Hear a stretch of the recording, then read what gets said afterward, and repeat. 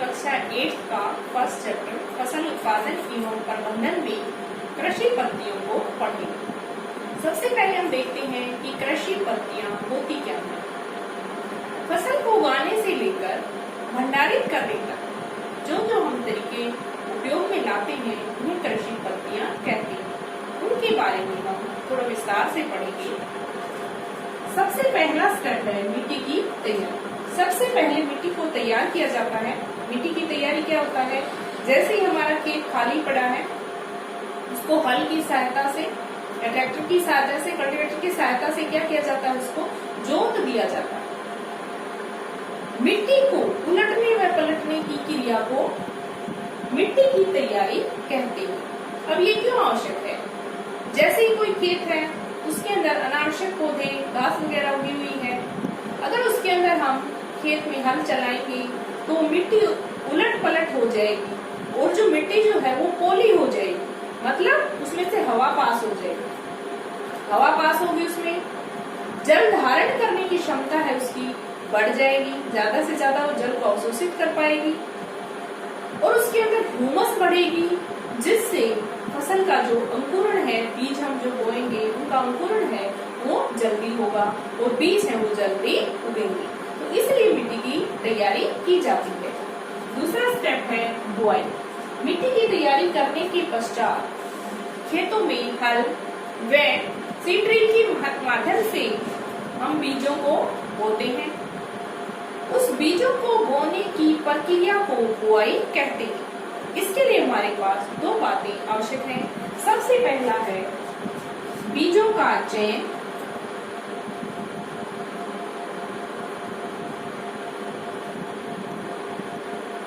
हमें अच्छी क्वालिटी के बीज बोने चाहिए। हमें कैसे पता चलेगा? हम जो बीज लेकर आते हैं उनको एक टब में भिगोएंगे। जो कीटों के द्वारा काटे हुए बीज होंगे वो हल्के होंगे, वो ऊपर उठ जाएंगे, उनको निकाल कर बाहर फेंक दें और नीचे जो बीज हैं वो स्वस्थ बीज होंगे, उनको हम बो सकते हैं। या अच्छी क्वालिटी के या हाइब्रिड क्वालिटी के हमें बीज बोने चाहिए। क्यों बोने चाहिए? क्योंकि हमारी पैदावार उससे बढ़ेगी और हमें आमदनी है जो हमारी वो बढ़ेगी। दूसरा है बीजों के लिए उचित गहराई।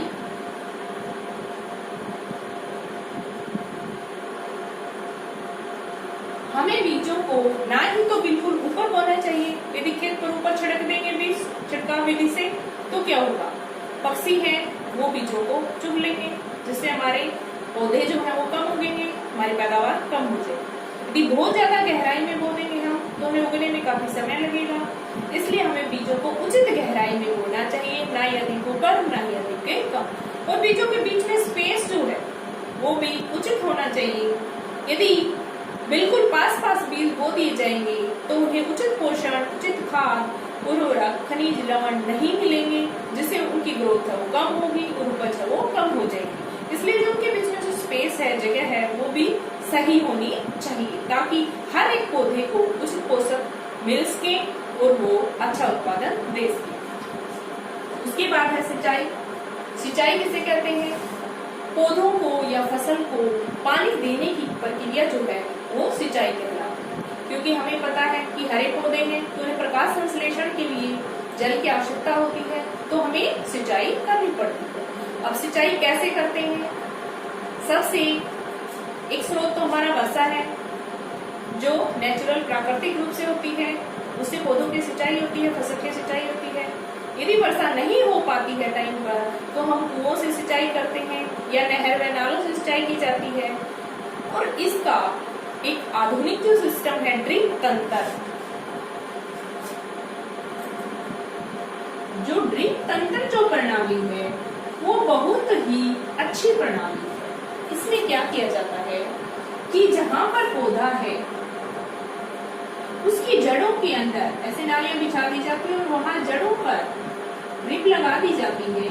वो सिर्फ पौधे की जड़ों में ही खुलेगी। इस प्रकार से पानी की बर्बादी नहीं होती। जैसे हम फव्वारे से सिंचाई करते हैं तो पौधे के अलावा भी जो आसपास की जो जमीन है वहां जो पानी जाता है वो हमारा व्यर्थ होता है। तो पानी की बचत करने के लिए ड्रिप तंत्र प्रणाली का हमें उपयोग करना चाहिए। जिससे पौधे को ज्यादा से ज्यादा पानी मिल सके और हमारे लिए पानी की बचत हो सके। उसके बाद है खाद देना। सिंचाई करने के बाद हम खाद डालेंगे। खाद 3 प्रकार की होती है, कंपोस्ट खाद,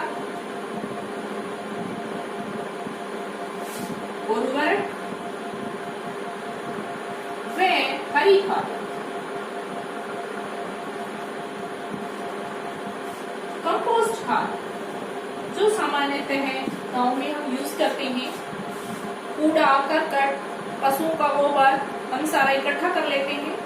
वो कई दिनों तक 5-7 महीने तक इकट्ठा रहता है, जिससे वहां पर नमी और ह्यूमस के कारण वो उसमें जो सारा कूड़ा करकट है उसमें खाद में बदल जाता है। उसे हम कंपोस्ट खाद कहते हैं।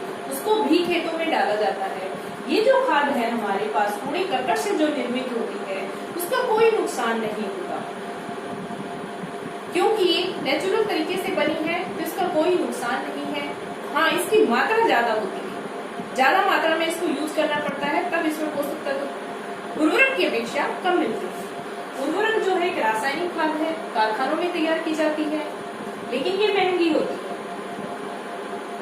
ये कंपोस्ट जो है वो बिल्कुल सस्ता है, कुछ लगना ही नहीं हमारा, लेकिन उर्वरक जो है वो महंगा होता है। उर्वरक अधिक प्रयोग करने से नुकसान भी हो सकता है, लेकिन खाद का ज्यादा प्रयोग करने से कोई नुकसान नहीं होता। इसलिए हमें कंपोस्ट खाद का प्रयोग करना चाहिए। ज्यादा उर्वरक, आप सबने सुना भी होगा, जैसे ज्यादा यूरिया वगैरह का उपयोग करते हैं तो हमारे अंदर अनेक बीमारियां जो हैं वो फैल रही हैं। पहले के लोगों में बीमारियां कम होती थी, क्यों होती थी? क्योंकि वो कंपोस्ट खाद का प्रयोग करते थे।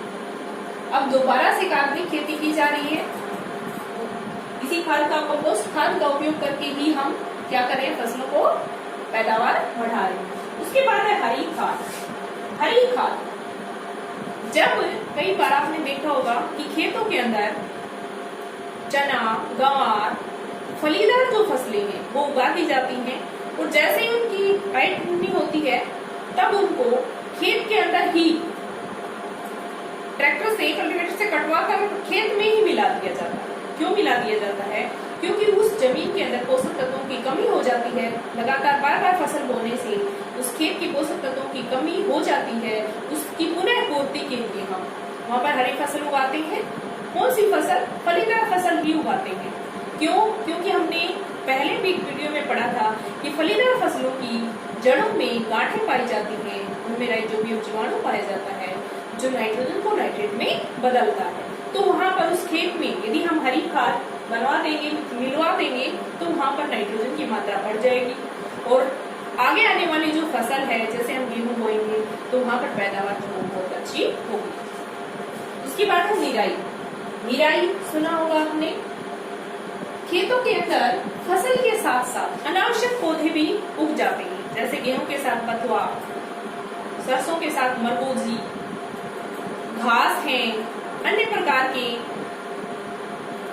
अनावश्यक पौधे जिनकी हमें आवश्यकता नहीं होती। गेहूं के साथ जई है, ऐसे उगाते हैं जो अनावश्यक पौधे, उनको हम खरपतवार बोलते हैं। खरपतवार को हटाने के लिए, हाथों से हटाने की जो क्रिया है उसे हम निराई कहते हैं, या इसको आम भाषा में निनाण शब्द भी सुना होगा कि खेतों में से अनावश्यक पौधों को निकालो, उनको दराती या खुरपी की सहायता से निकाला जाता है। लेकिन आजकल खरपतवार नाशी, मतलब खरपतवार को खत्म करने वाले रसायन, उन्हें खरपतवार नाशी कहते हैं। जैसे डीटी है, मेटाक्लोर है, ये क्या है? दवाइयां हैं जो जिनका छिड़काव करने से अनावश्यक पौधे हम नष्ट हो जाएंगे। लेकिन इनका नुकसान भी है कि ये जो रसायन है अगर हम डालेंगे तो पौधों के अंदर भी जाएंगे, फसल के अंदर भी जाएंगे, तो वो नुकसान भी करेंगे। इसलिए हमें खरपतवार नाशी भी जो है, ये जो दवाइयां हैं, वो भी हमें नेचुरल तरीके से बनानी चाहिए। जैसे नीम की पत्तियों को उबाल कर उस मिश्रण का हम प्रयोग कर सकते हैं कीटों को मारने के लिए, या फिर हाथों से निराई कर सकते हैं। उसके बाद है कटाई। जब फसल पूरी तरह से तैयार हो जाती है तो उसकी कटाई की जाती है। कटाई भी या तो हाथों से करते हैं या मशीन से या कंबाइन से। आजकल नई नई मशीनें चली हुई हैं जिनसे कटाई और कढ़ाई दोनों साथ साथ भी हो जाती है। उसको कंबाइन बोलते हैं। कंबाइन दोनों काम इकट्ठे होना, कटाई भी और कढ़ाई। कटाई करने के बाद मढ़ाई मतलब अनाज व भूसी को अलग अलग करना। थ्रेसर की सहायता से अनाज और भूसी को अलग अलग कर लिया जाता है, इसे थ्रेसिंग भी कहते हैं। अब अनाज प्राप्त होने के बाद अनाज व भूसी का अलग अलग स्टोर करना भंडारण कहलाता है। भंडारण के लिए हम भूसा जो है वो अलग जगह पर स्टोर करते हैं, अनाज जो है अलग जगह पर स्टोर करते हैं।